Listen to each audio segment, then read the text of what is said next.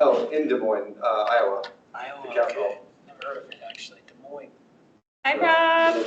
Robert. Do you have another one of those sparkling waters? Hello. I brought it from home. That's fine. I thought you might have Sorry. gotten it out of Sean's It was fridge or the last in my Costco haul, actually. Danny, I bought it. I just bought this huge pack of sparkling waters, and Danny's like, I have never seen someone drink through sparkling waters as fast as you have. I'm like, it's an itch I have to scratch. Right. It's a pretty harmless vice. As far as Right, that's what I like to think. I call it cracking a cold one when I open a new one, and Danny's like, enough. Oh, well. We just need one more person to have a quorum. Elizabeth said she's gonna join virtual. There it is. And there she is, so you have a quorum, so you Nice. can get started. And I will pull up the, Where's Mike? Is he watching the debate out? yeah, he left us for the debate, That's fine. which Okay. I guess is allowed. Is it possible to email these men? We could, I think we're pretty tight into that. Should be good. All right. All right, start it off. As the acting chair, I will begin with roll call. Start over here. Tracy, take it away. Tracy's member. Logan Dunning, member present. Pat Fitzgerald, member present. Mel England, staff liaison present. Christian Brinker, member present. Let's have a bunch of guest presentation though. So, Elizabeth? Actor. Elizabeth Shaw, member, present. Rob, do you want to introduce yourself real quick, just for the roll call? Sure, absolutely. Robert Spots with the Denver Regional Council of Governments, guest presentation.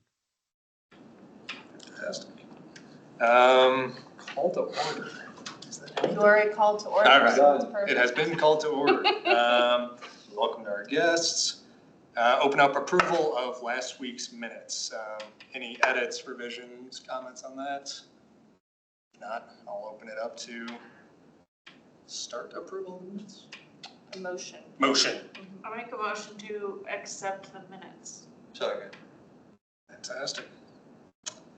Move on along And here. then all who in favor say aye. Right, sorry. All in favor, say aye. Aye. Aye. Aye. So they've been approved. Now, moving on to upcoming tests and events, standing community projects updates.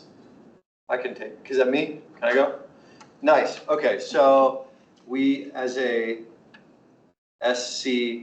SCCSC, Sustainability Commission Communication Subcommittee, we met, was it last week, week prior? We met to discuss topics to submit to the communications team for the fall or the winter edition of the Inglewood magazine. And I just wanted to present what we talked about and then line up some timing and then approve our tier list of topics to send over to the comms team. So we met and Mel had mentioned that the city is going to run a story on the Sustainable Business Partnership Program, which I'm all about, raising awareness there. And I had a question for Mel on clarification. Will that section, Mel, take a portion of our commission's half page? I feel like yes, because it's like a sustainability half page, but I'm not sure, so submit as much as you want and comms Cool. can be the That's final helpful. acts. Okay, we'll Yeah. over submit if the group approves. So this tier list, a lot of the time, there's a lot of upcoming dates, and so that's kind of how the lens through which we viewed our priorities here. So A is the upcoming leaf drop event at A1 Organics. That's set for October 28th through November 8th. And I believe that since this goes to print, correct me if I'm wrong, Mel, mid-October, that timing will work. I think it's mid-October, but again, comms has all Cool. this, so And I'm not if thinking this hits after the leaf drop event, I think we can nix it. Yeah, Yeah, and so maybe when it's sent over, if we could just put, Mhm. if this happens, blah, blah, blah. you Okay. know, that I way can they send know you to my just document, access. right. That would be perfect, I'll 'cause send it I'll over just to you. forward that to Okay, Vanessa. sorry I didn't send it to you beforehand. No, you're good. There's some, yeah, a great event. It's always well attended, is that the right word? And it seems like they've really streamlined it the last couple of years. So I want to make sure that that's front and center. And at the end, if the timing does work out, Tracy had a good point of, hey, Inglewood, reminder, like hold back a few bags of your leaves for mulch. Because that leads us into our second priority topic, which is yard and garden winterization tips, tricks, and a prep list. And just some quick points under that were fall aeration timing, winter seeding, plant trimming and pruning, and then maybe a little list of, seeds and plants to get in the ground before the first freeze. And I wanted to open that piece up for a little bit of feedback from this group to see, what did I miss? Is it not worth mentioning a few of those things? Any thoughts from this group? Tips, tricks, opposition? Just in that section. Mhm. Yeah. Was winterizing in the last magazine? I'm blanking on it, there wasn't. Have to look.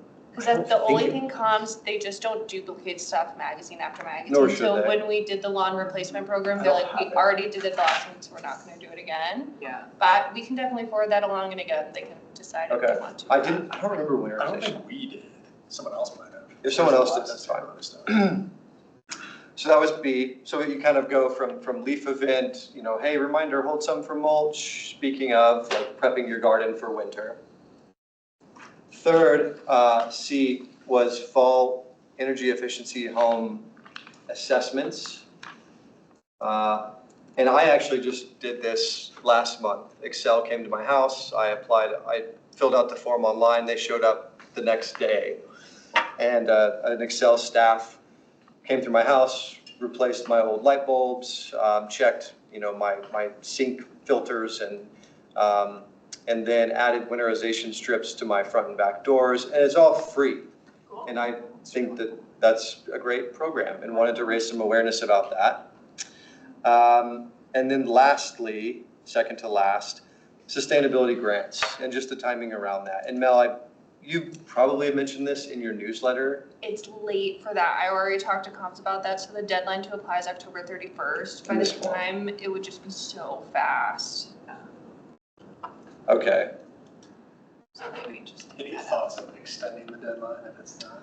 So the thing is that they have to complete their project by the end of the year. And October 31st is like as far as we can go with like, do faith that people can finish it. So you have to expend the money you give out in the calendar year you get. So comms told you that that's too close.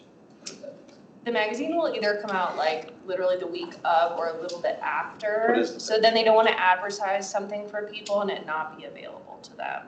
Yeah. We did make good traction with other people on the sustainability grant though. I went to Colorado's Finest. They have a sustainability program, which I can't believe I didn't know about. It's the cutest thing I've ever seen. And I connected with their teacher and he's gonna work with students to apply for a grant there. We have some business interest already in applying for it. So we're slowly Okay. chugging away. So there's some sticks in the fire. Yeah.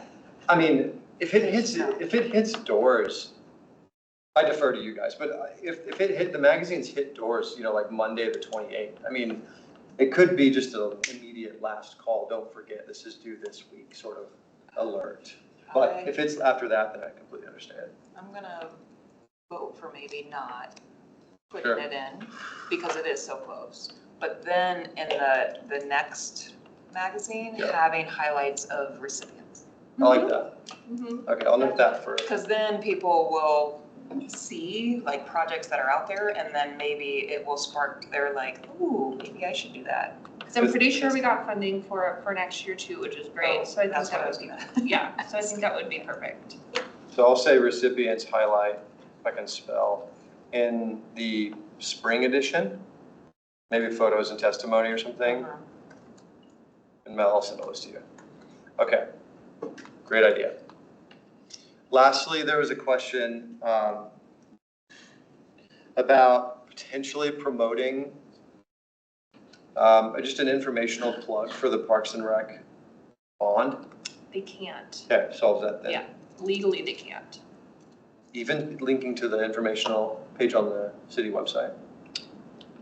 I can see with them, I bet parks, any kind of information they legally can do would, but it's just very, that's why they have the citizens committee actually, is because parks is very limited in what they can do. Yeah, I understand. Yeah, and I had a comment to ask you for clarification on that, so no problem. So, looking at that as a whole, if we strike sustainability grants and plugging the GO bond, you have potentially the leaf drop-off event, which would be a tight turnaround, but still a good public education. No, this is going on next week sort of thing.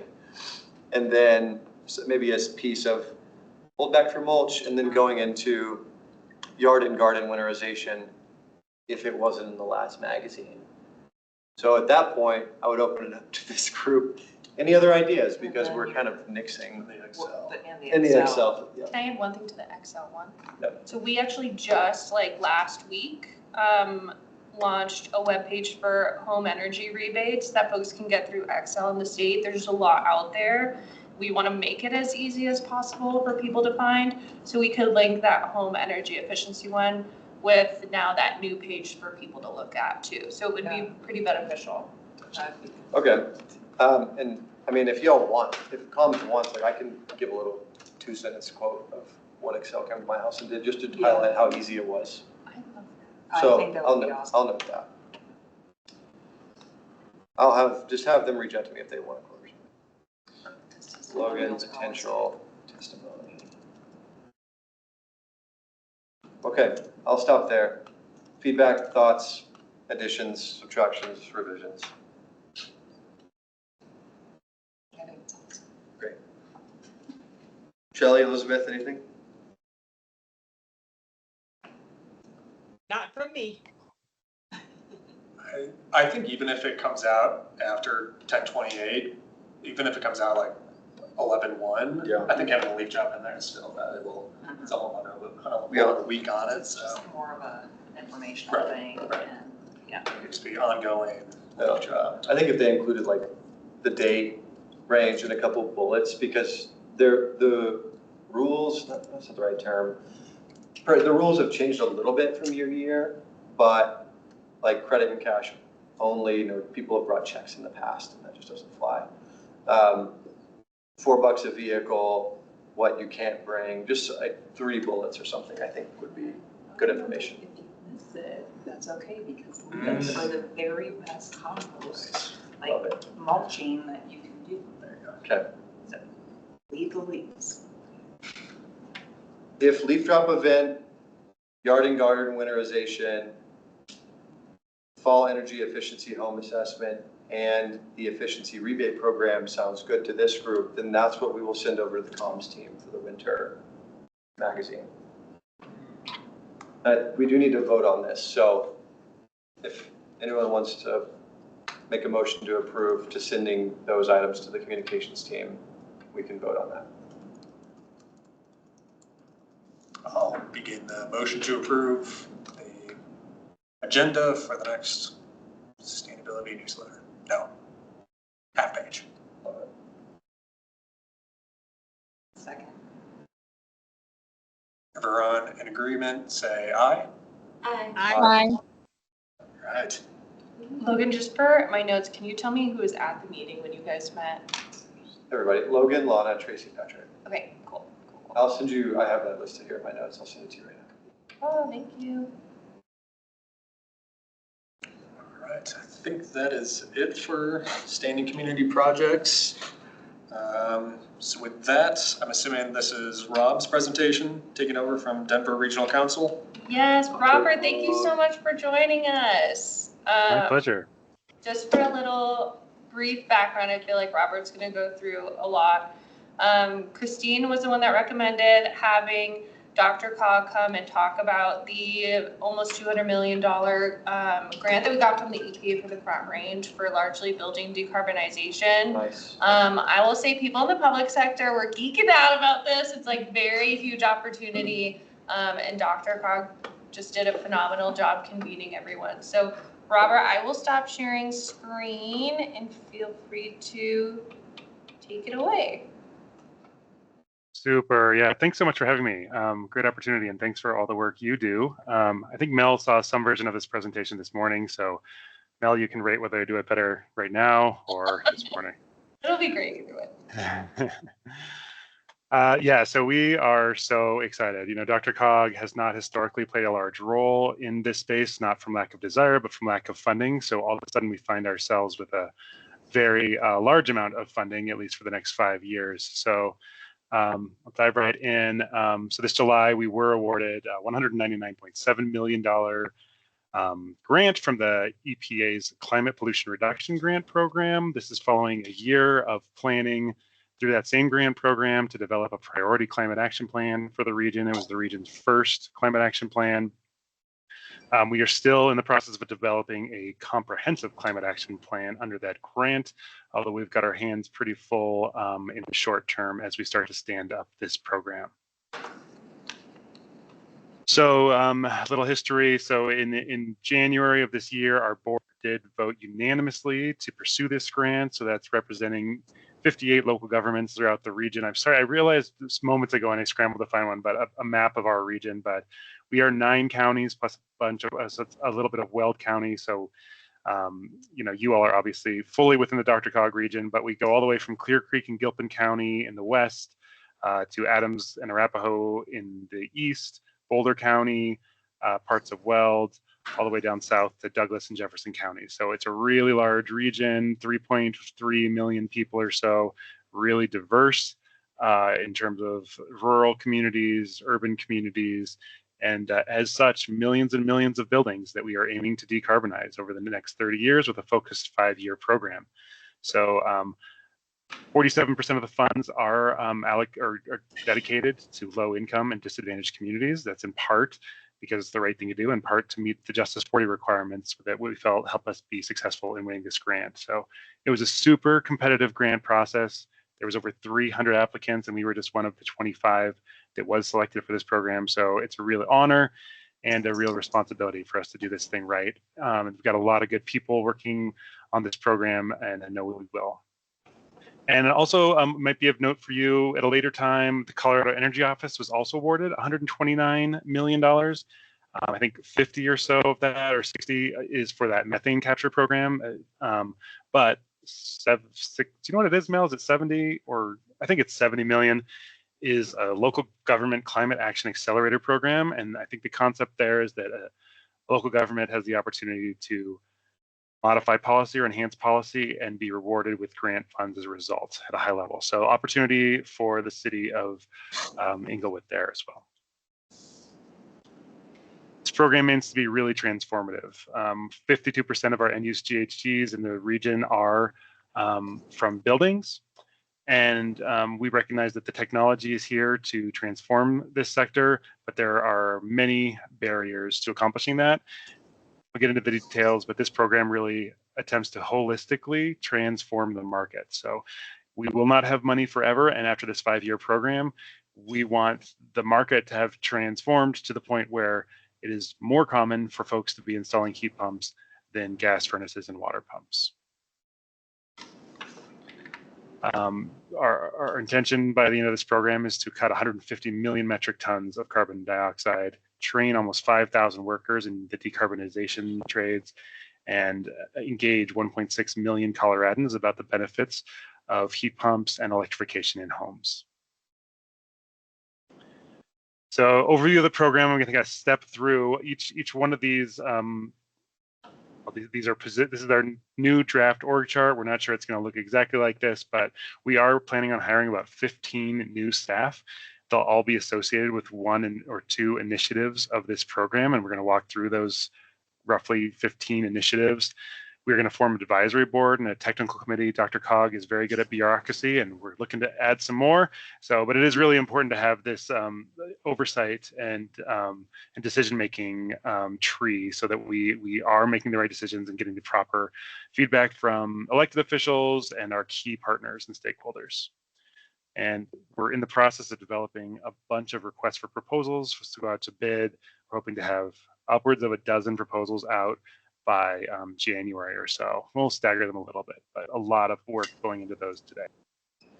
So I'll start at the roots of this thing. Engagement is obviously critical. This is not going to work for anybody if we don't engage the right folks, whether that be contractors, the workforce, or the homes that we're hoping to help through this program. Part of that is envisioned to be distributing roughly $50,000 subawards to between 50 and 80 community-based organizations throughout this region. Those are the organizations that folks throughout the region trust and who we feel like can reach them the most easily. We're thinking about throughout this entire program how when there's barriers to participate, offering stipends and wraparound services, whether that's to participate in a public forum or as part of our advisory board structure. Obviously, translation and interpretation is key, as well as language and diverse collateral design and ad placement. $15 million of this program is going to go to communications and marketing. So the first phase of this program is to really create a public awareness campaign about this technology and the benefits. And then, we're going to transition into that program helping motivate the public to participate in this program. Again, at all levels, whether we're talking about contractors, workforce, or the general public. So lots of branding to be done, research, lots of ad buys through this contract.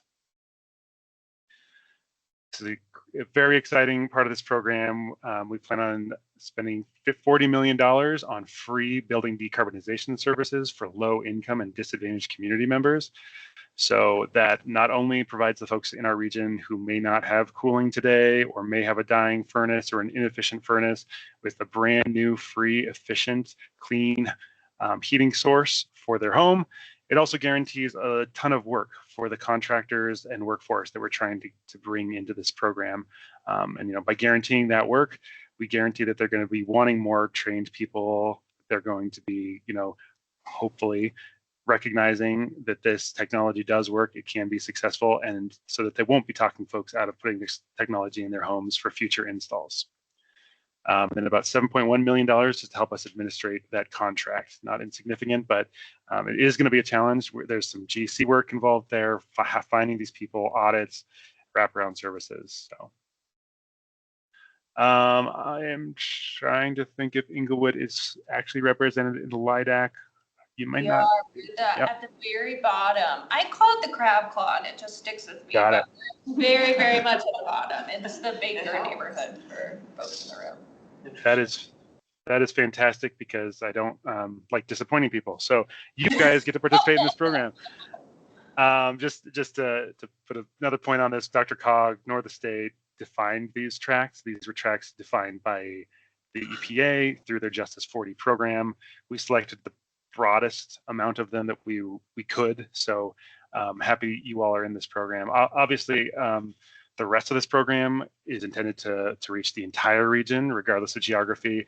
And we are also working with EPA to understand how much we have to follow the specific geographic bounds when you may be turning away people that really need it just because they're not in a green or purple tract, or blue, sorry, tract, that it doesn't really make sense for us to be turning away folks in need. So we're working through that, but glad you've got a claw on this program. That's really good.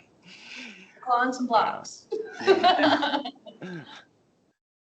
All right, next. So energy advising services. You were just talking about how Excel came into your home and gave you some form of advising services, changed some light bulbs. So we're hoping to do something similar with this program where whether it's virtual or in person, somebody comes into your home and kind of evaluates what your current systems are. They could then walk you through the potential costs of replacing your gas system with an electric one, navigate you through this complicated web of rebates. We're going to try to simplify this as much as possible, but these rebates are incredibly intimidating, and some, you have to wait till next tax season for some of these. Some of them you might be getting 3 different checks in the mail, whether it's through the state or Excel or our program. So the goal is for this team of folks to make this process as easy and accessible as possible and help you understand the costs you'll be facing both upfront and the cost savings you'll hopefully be bearing down the line, and so understanding that long-term benefit. So we're talking about almost 40,000 units being advised, which is not insignificant. It's a lot of advising services.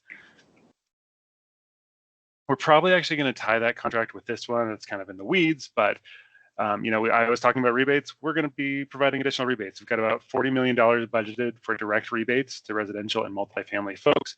There's a lot to discuss in terms of how those will stack on top of existing federal, state, and then utility rebates. How do we deal with the areas of our region that are outside Excel's territory, whose Excel will be having rebates in the near future? What about those areas that aren't? How are we making sure that we're getting good regional distribution of these rebates so that they're not being soaked up by specific hot spots in the region where either because of extra interest or because of extra funding in other ways that the money's going to just specific spots. So lots to figure out there, but a $2.6 million contract, again, to help us administer those rebates, including auditing, portal management, reporting, fun stuff like that. We're excited about this one. It's an innovation pilot program. So this is really to help us drive innovation in this space, whatever that looks like, be it from the private sector or local governments or nonprofits. Here I say you demonstrate scalable solutions to key market barriers, inform decarbonization decision-making with public data analysis and case studies. So we're hoping to give out each year to kind of have a $1 million award. So it's like a grant process where hopefully we're standing up really innovative things that help us drive this change. The Building Policy Collaborative, this is honestly where the most bang for your buck is, by changing policy especially for existing and new buildings. That's where we see most of our greenhouse gas emissions moving into the future. The sooner we can adopt all electric codes, as well as higher efficiency standards for buildings, the sooner we're going to meet our greenhouse gas goals. But we recognize that is no easy feat for even the largest of our and wealthiest of our local governments in this space. So we intend to distribute $34.8 million somehow between our 58 local governments to break down those barriers, whether that be assistance in permitting processes and application support. If we are planning on installing hundreds of new systems, heat pump systems in your city. Do you have the capacity to permit those and inspect them? And what are the costs of those? And how do we make that equitable to what it would be, the cost would be for a gas furnace? Because often it's much more expensive to get permitted for once you have all this extra work, electrical work and beyond. So breaking down those barriers at the local government level in terms of installations, as well as in terms of building codes. So advancing building codes in this region is going to be the most effective terms in terms of cost per GHG reduced. But we also have to prove the point that we can do this thing and it works for our residents before the local governments will take that step, right? So to that end, we've also have $2.6 million contract for facilitation and assistance with a regional policy network. So that's folks around the region that are making these decisions and are working on the ground in terms of building codes to coordinate, figure out best practices, assist with getting in front of city councils, whatever it takes to advance building policy in our region, as well as $1 million in just contracting specialized work, peer-to-peer policy groups, thinking about public health. How can we use studies to help make our case to get this work done. None of this is going to happen if we don't have the workers in our region that are trained to do it. We are well behind in terms of electricians, HVAC technicians, folks that are able to do the work, these installations. We are well behind. So the concept here is to contract with, I think we're thinking right now, 3 workforce centers. Those folks can help guide people looking for good jobs into these industries and get them also placed with job seekers. So they're not just getting trained for nothing. They have found a job, hopefully, at the end of these programs. So $5.2 million here. Again, we're planning on including stipends so that folks that can't work while they're taking this training are potentially still able to pay their bills through stipends or whatever else. Training about 720 individuals per year over the 5-year program. We do not want to leave our small businesses behind by having just the large HVAC corporations taking over these rebates and programs. So we're offering a contractor navigation hub, a $4.5 million contract, and that is for business development support for small businesses, especially minority and women-owned businesses. We want them to be able to navigate these rebates, understand how to sell this stuff, as well as, follow the rules through code compliance, permitting, so that they are willing to take this next step from just installing furnaces and changing the status quo. We need to give them that support so they're able and willing to do it. And so we're planning on training about 240 individuals per year, again, including wraparound services and participant stipends. We are almost there, folks. Thanks for bearing with me. I'm so excited about this one. I always get to the end, and it's a $2.8 million contract just to help folks that are struggling to find a good job. So 3 different programs, all associated with helping folks enter the workforce in finding a good job. The first is for folks that may be incarcerated, so working with Department of Corrections or whatever it is, folks that are currently incarcerated, to get them trained with hands-on experience so that when they exit, when they are freed, they can hopefully find a good job. Of course, that also involves working with contractors and finding ones that are willing to hire these folks so that they are able to find this work after they are released. Multicultural Renewables Access Program, so folks that are struggling to enter the workforce because of language barriers or cultural barriers. This will help those folks. And then finally, the Youth Renewables Access Program. This is focused on at-risk youth, whether it's due to gang exposure, a juvenile record, or just living below the poverty line. Again, helping those folks get hands-on experience and placing them into good jobs. So overall, really big, aspirational, complicated program, but the impacts are estimated to be massive and transformational, and that's fully what we intend to do. So a lot of engagement. I've kind of walked through this, but 1,600 residences, BIDAC residences retrofit, over 50,000 clients advised, 40,000 rebates issued, every single government in DRCOG supported, almost 5,000 workers trained. It actually seems like a pretty good deal to me for $200 million. The city of Denver, city of Boulder, and Boulder County have all committed staff time. They essentially have their own programs working in this space today, and they are shifting a lot of those resources to funnel through and with our program. So they're going to start funneling their money through this program and have dedicated staff to this program.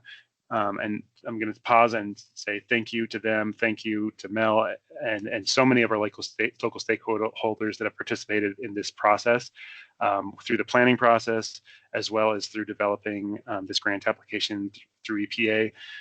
I am not a subject matter expert here, or at least I wasn't 6 months ago. I'm starting to get there a little bit, but there's no way this would have happened without the support of folks like Mel and our other local government stakeholder partners. So huge applause to all of them.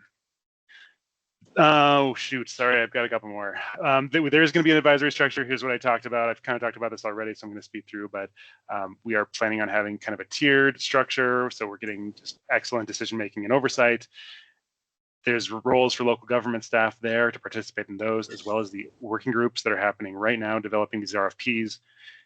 As I mentioned through that engagement contract, we have a strong commitment to meaningful public engagement. We are planning on having public feedback sessions in the near future. There will be public comment available at every single one of those monthly advisory committees. And then when appropriate, again, stipends and other wraparound services will be available. So the jobs are starting to go out this week. They'll be rolling out through November, hoping to be fully staffed by the end of this year. The advisory boards are getting stood up both this month and through October, maybe potentially meeting for the first time as early as November or December. And really, by the time you get through all the RFPs, getting the program designed, the program should have kind of officially launched by around August of next year. So we take almost 1 year of this program to really ramp it up, leaving us with 4 years of it to really execute it. And that is all. Thanks for bearing with me. That's amazing. Yeah. Now you can see why everyone in the public sector and nonprofit sector is like geeking out over this. It's like the coolest thing. That's incredible. It's amazing. Do y'all have any questions for Robert? Or I'm sure there's probably like a million brewing. Yeah, maybe they'll surface, but they're here. So. I have a question, I guess.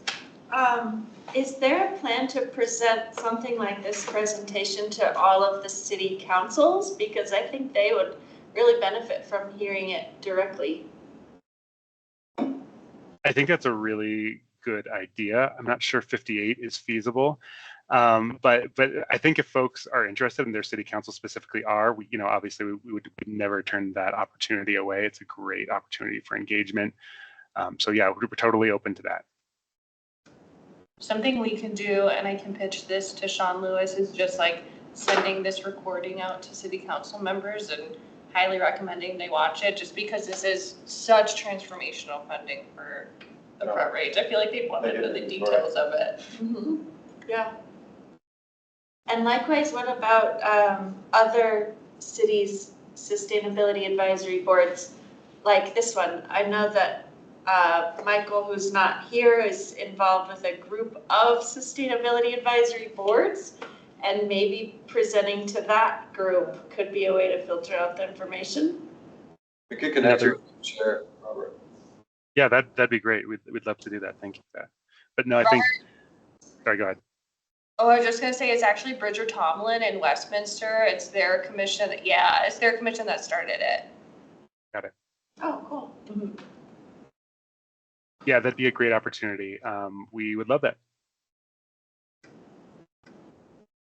Something I just want to add that I think all of it is so amazing and fascinating, but one thing that I'm really excited about for the Englewood Sheridan area is, so we actually submitted a grant. We didn't get it, but we kind of figured. We submitted a grant for a green workforce lead for us, and we were doing the whole description of why it would be good for the area. And it's lovingly said that Englewood and Sheridan could like build an entire city just because of all the contracting and small business and electricians that they have around here. So not only that, but also we unfortunately do have this high LIDAC community as well. So this grant funding could really be transformational, especially for Englewood and Sheridan, of investing that money in our businesses and in the community. So yeah, I'm really excited. Yeah. Mhm. Robert, how can we be of assistance to you in the immediate? What do you need from us? Thank you. That's a nice question. To be honest, I think we are kind of in a phase where we are drinking from the water hose right now. We are trying to set up the foundation of this thing. I think within about a month, we're going to have hopefully our kind of engagement and communications program manager on board, and obviously that person will be kind of key in seeking their feedback. But I would say, if you're interested, you can go to our Decarbonize DRCOG website and sign up for our mailing list, just so you can stay in touch with this program. That's where we're going to start gathering folks, so that when we do hold these kind of larger public forums where we're seeking public feedback, that we make sure that the right folks are in the right place, and so you're hearing the message.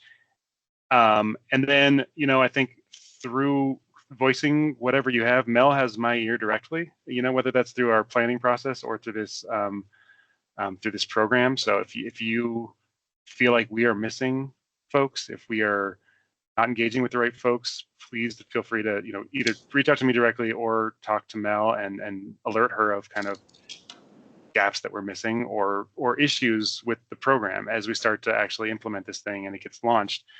Well, how is it not being effective enough, or how are there areas for improvement? So. All right. Cool. Fantastic. Any other questions, comments? If not, Robert, thank you for your time. That was super fascinating, great news. So very excited to hear. Yeah.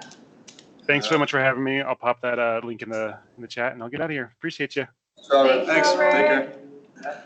So cool. Yeah, I might have follow-up questions, but I digest all that. Can we get a copy of his presentation? Yeah. Nice. Yeah. I might be getting it to you September 20th when I get back. Please but- don't. Let me reshare my screen. Actually, the next is Sam's presentation. Next Sam up, will- Sam. Do you want me to pull up your presentation? Could you Sam? please? Yes, Trust, yeah. trust. Can I make a comment then while we're transitioning? He was mentioning grants of $50,000 to community-based organizations, 50 to 80 community-based organizations, to get the word out and handhold and everything. And maybe we could keep our brains open for Inglewood organizations or organizations that serve Inglewood that maybe we'd want to encourage to apply Yeah. for that. And none come to mind right now, but you all know different people. Yeah. For sure. Yeah, there's a lot of money out there. That would be great too, because they have the subgroups, and I'm part of the low income disadvantaged community one, so that would be really helpful. Sheridan has such robust community-based organizations, and sometimes I struggle with what our Englewood ones are. Like, Right. it's gotta be up there. But that would be lovely. Yeah. Should I stand over here Yes. or over there? Wherever you Up to prefer. you. I guess maybe over here is better. I think, yeah. Okay, I know how to do this. How do I do it? Top right, slideshow. There we go. All right. How's it going, you all? Thank you for having me. Cheers. Especially, coming. Thanks thank for you for coming.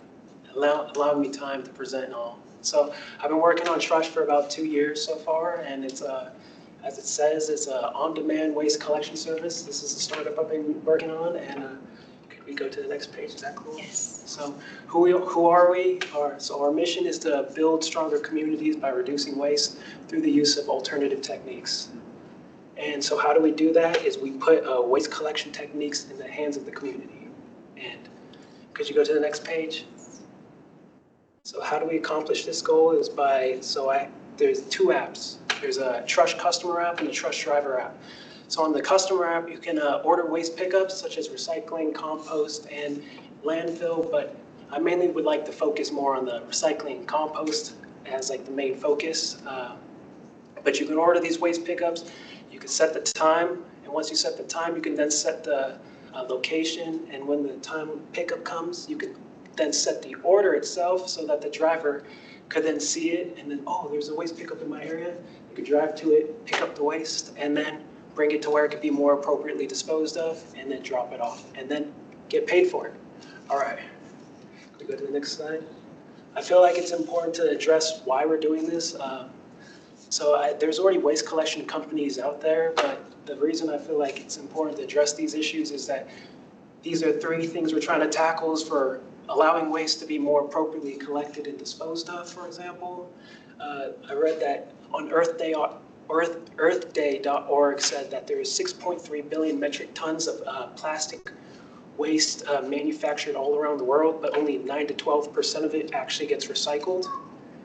And I think that was in like 2012, but my whole intent is like to capture more of that plastic waste or just more waste in general and allow this business to be as a form of investment toward actually reducing plastic and recycling plastic and such. Allowing greater freedom, so allowing waste collection techniques not just to putting waste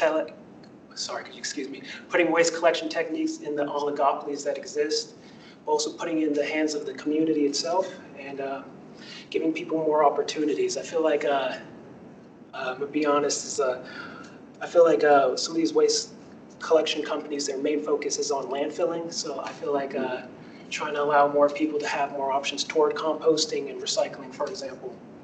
And also bring these waste options to locations where they are not, for example. So locations that don't have recycling or composting abilities, allowing this waste collection technique to be brought to there too. All right, could you go to the next slide? So members of the community are able to set their waste out and have other members come pick up that waste. And then when they pick it up, they can drive it to where it gets more appropriately disposed of. I feel like I get this question a lot. It's like, where does it go? Like, what do you mean? Like, where did you put it back? Just put it in the back of your car and just drive with it?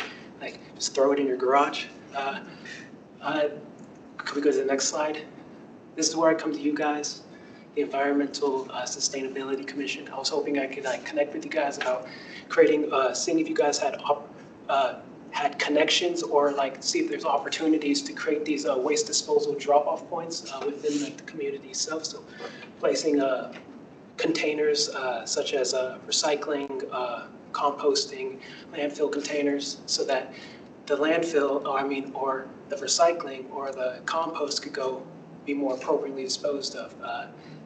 So we intend to work with other businesses and establishments to have these communities drop-off points, and we're planning to integrate with the already pre-existing drop-off points at this point, I would say, pre-existing ones. Could you go to the next slide? Can you repeat that? Yeah, so we're also planning to work with or integrate with the already pre-existing community drop-off points. Nice.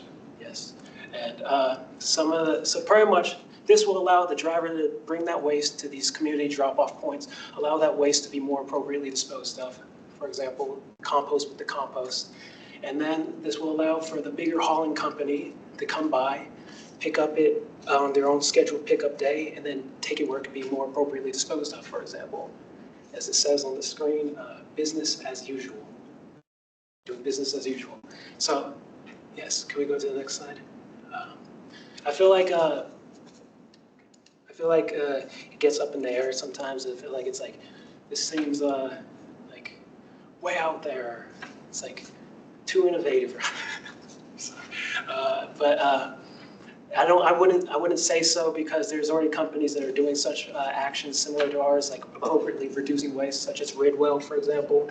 They're appropriately disposing of hard to recycle items such as hard to recycle plastics, buttons, yarn, string, etc.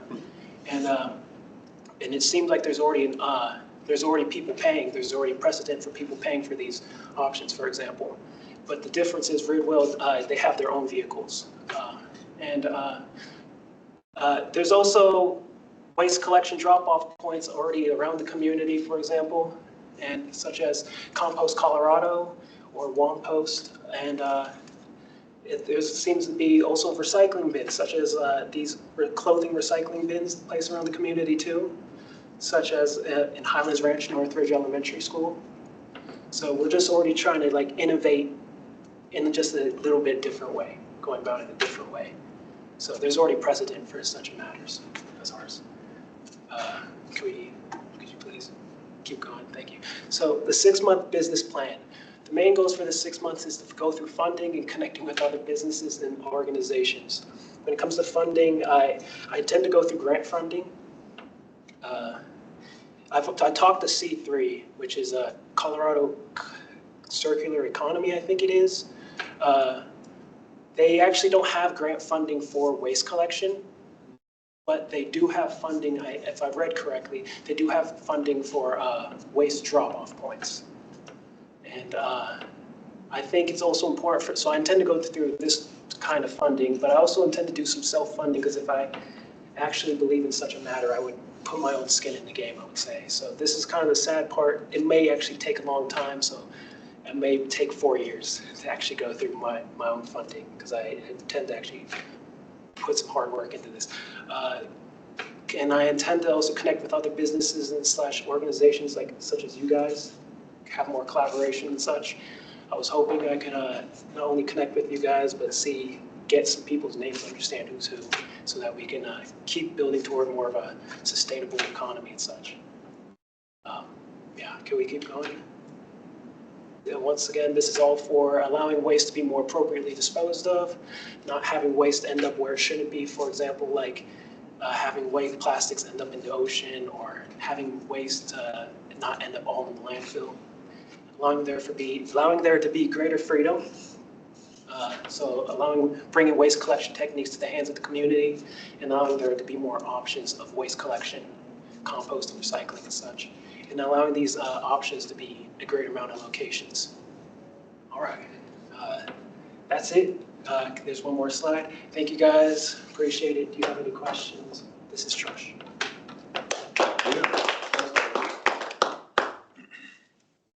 Who are you already talking to or working with? So right now, I'm pretty much solo funding this. Pretty much, it's my own solo, I would say. But right now, I did talk to the Littleton, what is it? Environmental Steward Board. Yes, Stewardship Board. I would say I intend to go through also CSU's pitch funding and such. But right now, it's mainly me and I guess you guys to a certain extent too. But I intend to also connect with the more environmental commission boards and such as time goes on. especially ones that are not like focused on like already having like contracts, mainly for like one specific waste company.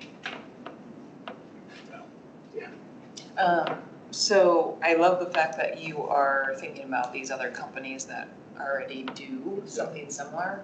That would be my recommendation, is to really target them. I hear you. I guess, I'm sorry. I did talk to Wampost. Wampost. So that they are one of the peoples that also do like sorry, could you excuse me, the waste drop-off points. Yeah. And they do it like more in Aurora, but that's all the way over there. So I have to be able to like still expand, be able to talk more. Yeah.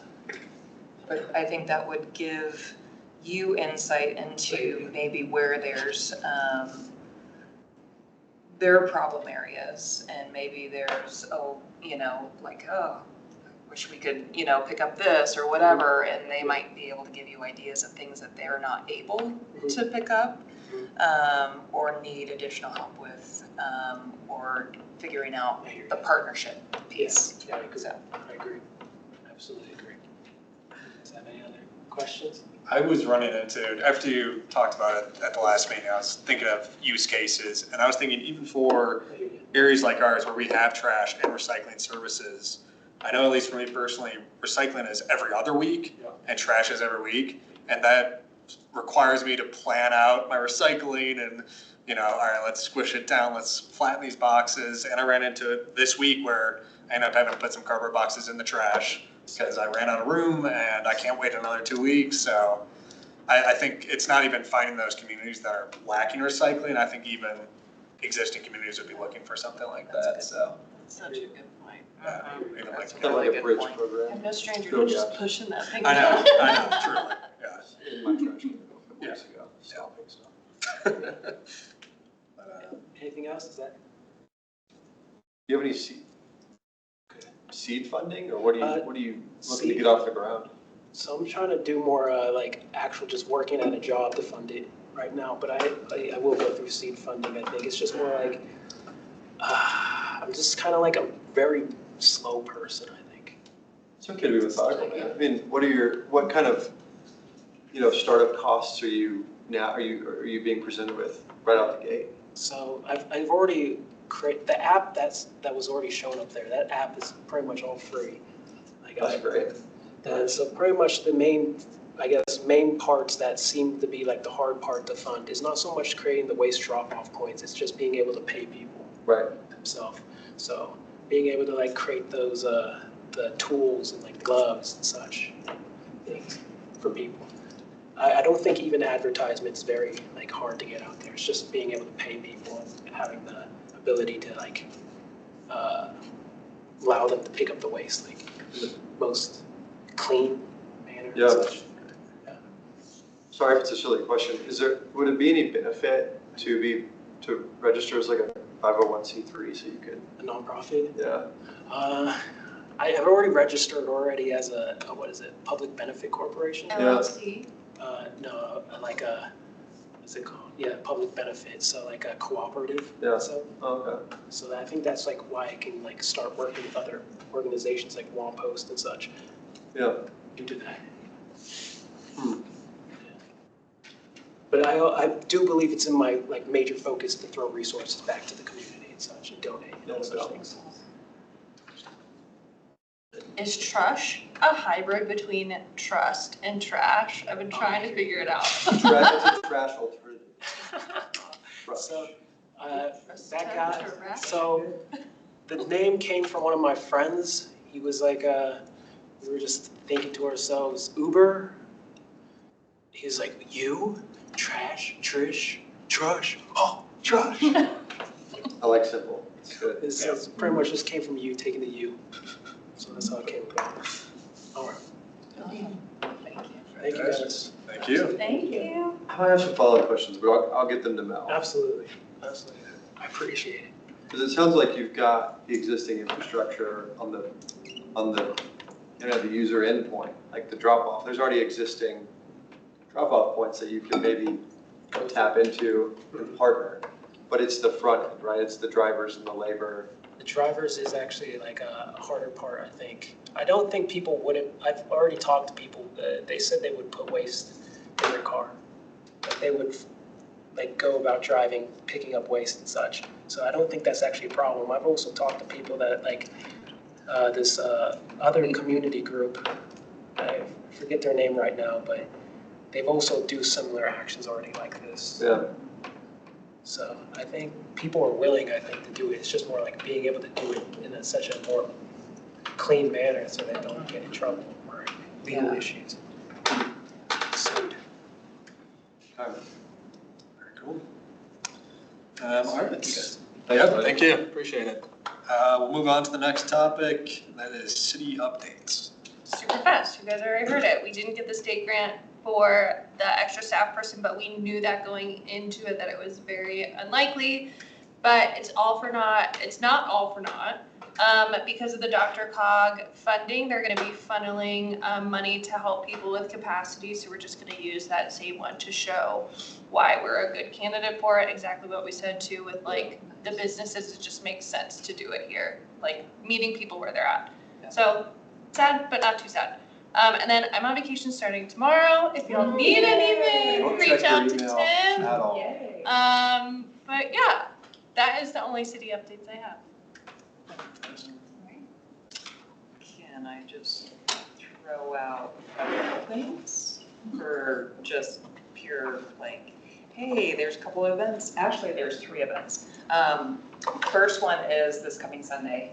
If anybody, this is just pure fun. I got the whatever grant, the Get to Know Your Neighbor grant, throw on a neighborhood party. And What we day? have a bluegrass band on Sunday. No, mine's- Anyway, just wanted to invite you. Okay. And then at the end of the month, there's this really cool event. I met this woman at the reopening of the Table Public House. Yep. And she runs Grow Local Colorado. I think that's the name of it. Anyway, they're doing this big like apple harvesting on Saturday, but then on Sunday they're doing this Applepalooza, and it's at a house in Inglewood. I can share information if anybody wants to go. It just sounded fun. And then October 13th, maybe you can add that to the agenda for the next month. But I'm going to be doing a planting and would love to get volunteers on October 13th at Baird Park. Oh, Do you want to coordinate with me to do a volunteer list for it, or Yes. okay, Yeah, that'd okay. be great. And then if you have anything you want to share with the commission as a whole, if you send it to me tonight, I'll send it out and make sure they get it. Yep. Sure, right before you leave. I'm going to be working up until I leave, so. Well, she's not gonna sleep tonight, so. Yeah. If you I see could do typos that. in my email, no, I'm just very sleep deprived, but. You got me in my number. I know. All right, city updates. Moving on to October meeting ideas. I was just gonna pitch one. I was approached by someone and they asked me to pitch you if you would be open to them coming. So the Regional Air Quality Council, their program coordinator, Sammy Herdman, asked if you all would be willing to have her come and talk about an anti-idling campaign they're trying to talk to communities about. Nice, sure. Absolutely. We've got that one. Cool. Sounds good to me. Where is she based? I think RAC is located in Denver, but I could be wrong. I looked at Christine always, I'm like, you know, right? It's just like a public campaign, there's no. So they're trying to talk with communities to see the interest of doing like an anti-idling ordinance, Yeah. which can look in a bunch of different ways. Right. Yeah, so she's just gonna talk about that. Yeah. And some of the other stuff that they do at RAC. That Yep. sounds cool. I'd like to hear that. Also, can I say one off-topic thing really quick? So today at the DRCOG workshop, Christine was there as well. And I just want to highlight that I was in a group, we were talking about building codes. And I was saying how much the Sustainability Commission did to advance them. And I was like, the group is so great. We also have Christine Brinker on them. And the whole group was like, oh my God. I was like, I just have to let everyone know. Everyone was like, you have Christine? But yeah, I wanted to share that before I So forget. much I great was like, yeah, we knowledge. do. You guys can't Yes. have her, but. Love that. Yeah.